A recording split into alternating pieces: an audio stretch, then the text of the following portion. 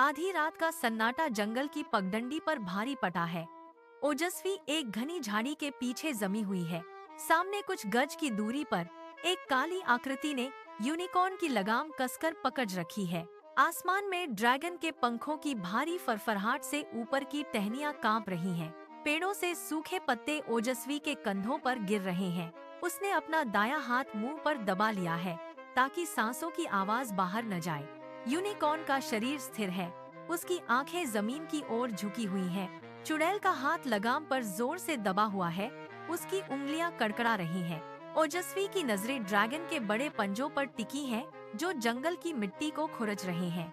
अंधेरी में ड्रैगन की सांसें गर्म भाप की तरह हवा में मिल रही हैं। ओजस्वी धीरे से अपना पैर पीछे खींचती है।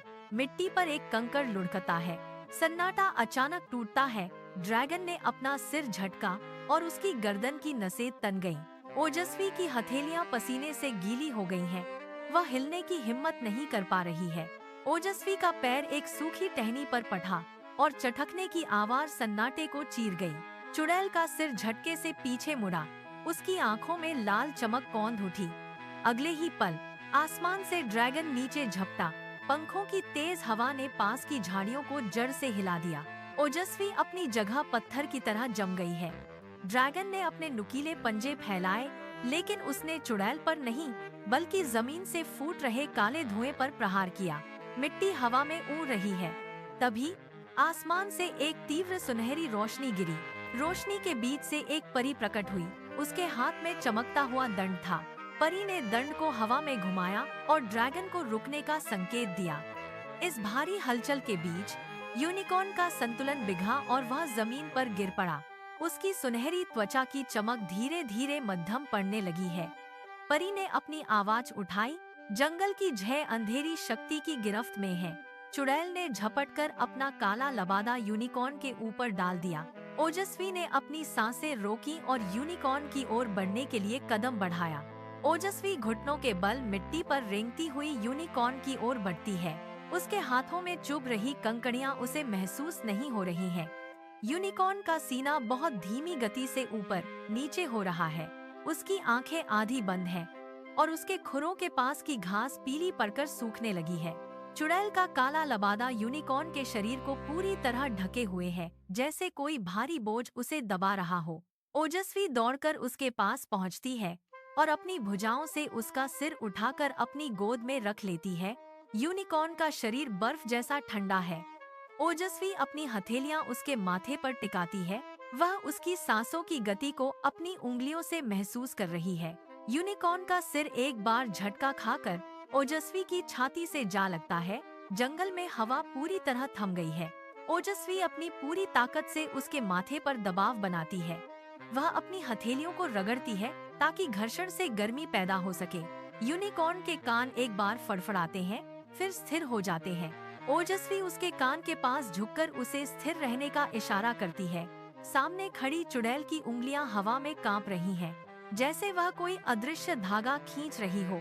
ओजस्वी का ध्यान अब पूरी तरह यूनिकॉर्न के शरीर पर केंद्रित है। ओजस्वी अपनी आंखें कसकर बंद कर लेती है। वह अपनी हथेलियों के माध्यम से अपनी पूरी इच्छा शक्ति यूनिकॉर्न के शरीर में प्रवाहित कर रही है। उसकी उंगलियों के नीचे एक हल्की थिरकन महसूस होती है।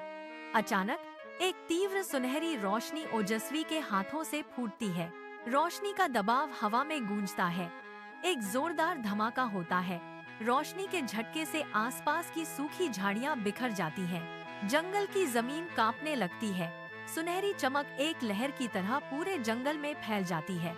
जहां जहां यह रोशनी पहुंचती है, वहां का काला धुआं जलकर राख में बदल जाता है। राख हवा में उड़कर गायब हो रही है। चुड़ैल इस रोशनी की चपेट में आ जाती है। वह पीछे की ओर गिरती है। उसकी आंखों की लाल चमक एक झटके के साथ बुझ जाती है। चुड़ैल का चेहरा शांत हो जाता है। उसकी आंखें अब नीली और स्थिर दिखाई दे रही हैं। ड्रैगन अपना विशाल सिर सम्मान में नीचे झुका देता है। सुनहरी रोशनी का घेरा अब यूनिकॉर्न को चारों ओर से ढक चुका है। जमीन के अंदर से निकलती अंधेरी शक्ति का प्रभाव पूरी तरह समाप्त हो गया है।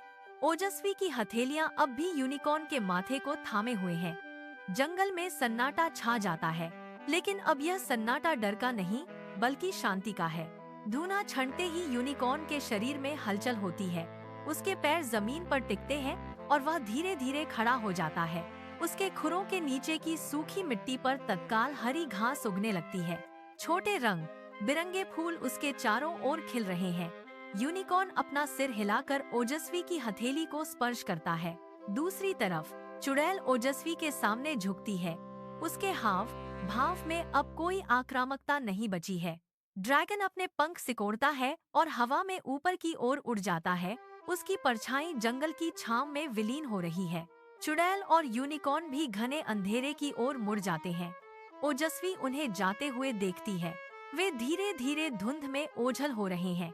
अचानक जंगल में परिंदों की चहचहाहट वापस लौट आती है। पेड़ों की टहनियां हवा में झूमने लगती हैं। ओजस्वी जहां खड़ी थी वहां जमीन पर एक चमकता हुआ फूल रह गया है। फूल की पंखुड़ियां रोशनी बिखेर रही हैं। ओजस्वी झुककर उस फूल को उठाती है। फूल की ठंडक उसकी हथेलियों में महसूस हो रही है। जंगल की हवा अब स्वच्छ और शीतल है। ओजस्वी उस चमकते फूल को थामे हुए रास्ते पर आगे बढ़ती है। पीछे का जंगल अब पूरी तरह शांत है, जहां डर का कोई निशान नहीं बचा।